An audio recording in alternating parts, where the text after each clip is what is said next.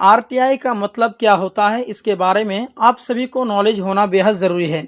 देखिए, मैं आपको आज की इस क्लास में, आज की इस वीडियो में आरटीआई का मतलब तो समझाऊंगा, साथ साथ में मैं आपको ये भी बताऊंगा कि आरटीआई आवेदन पत्र कैसे होता है, किस हिसाब से आरटीआई का आवेदन पत्र लिखेंगे, आपको समझाएंगे।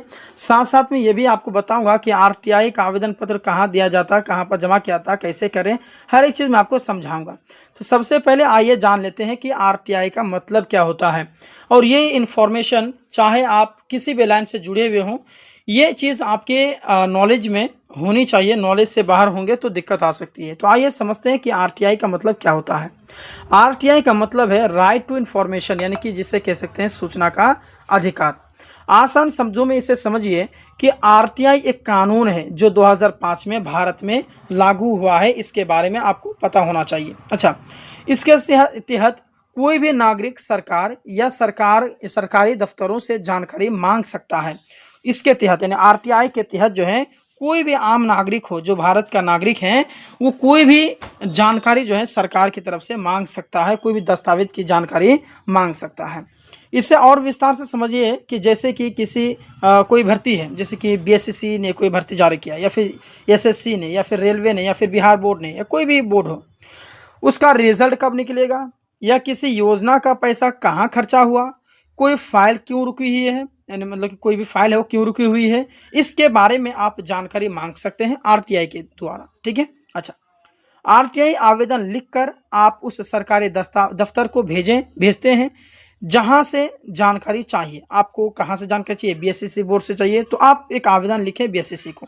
एसएससी चाहिए, रेलवे से चाहिए, या फिर बिहार बोर्ड से चाहिए, यूपी बोर्ड से चाहिए, किससे चाहिए आपको इन्फॉर्मेशन, आप उनको लिखेंगे। अच्छा, उसके बाद में है कि कानून के अनुसार 30 दिन के भीतर आपको जानकारी देना सरकार के लिए ज़रूरी है। यानी कि आप जो उनको जो फाइल लिखेंगे, आप जो उनको आवेदन देंगे, तो कानून के अनुसार में, कानून के तहत जो 2005 में बनाया गया था, उसके तहत है कि 30 दिन के अंदर अंदर आपको जो है जानकारी सरकार देगी। अच्छा, अगर विभाग जानकारी नहीं देता या गलत जानकारी देता है तो आप अपील करके ऊंचे अधिकारी से जवाब दिलवा सकते हैं।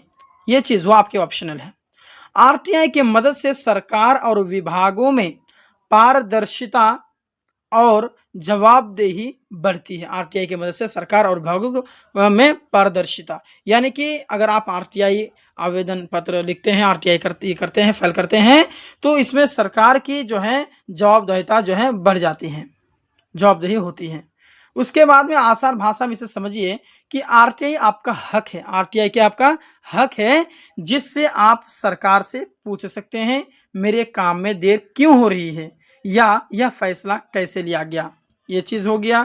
अच्छा, अब ये तो हमने समझ लिया कि आरटीआई क्या होता है, इसमें हमारे अंदर में कौन कौन से हक शामिल हैं।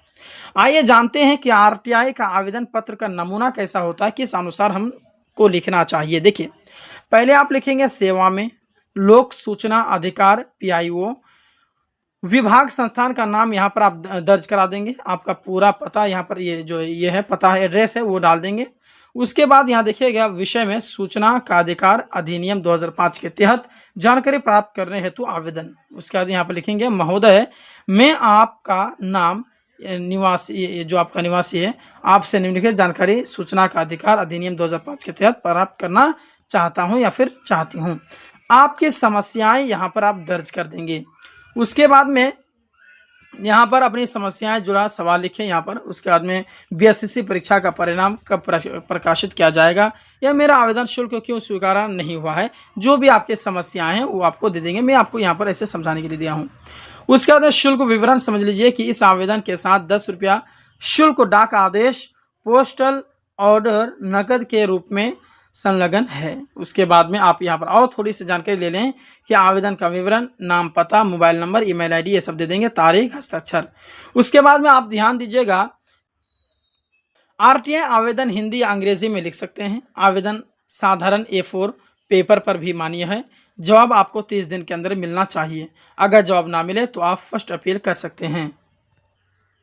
तो आज के इस क्लास में, आज की इस वीडियो में मैंने आरटीआई का मतलब समझाया, साथ साथ में मैंने ये भी आपको बताया कि आरटीआई आवेदन पत्र का नमूना कैसा होता है। वीडियो पसंद आया तो इस वीडियो को लाइक कर देंगे, चैनल को सब्सक्राइब कर लेंगे, अपने दोस्तों में इस वीडियो को शेयर कर देंगे। मिलते हैं एक और क्लास के साथ में, एक और वीडियो में। तब तक के लिए धन्यवाद।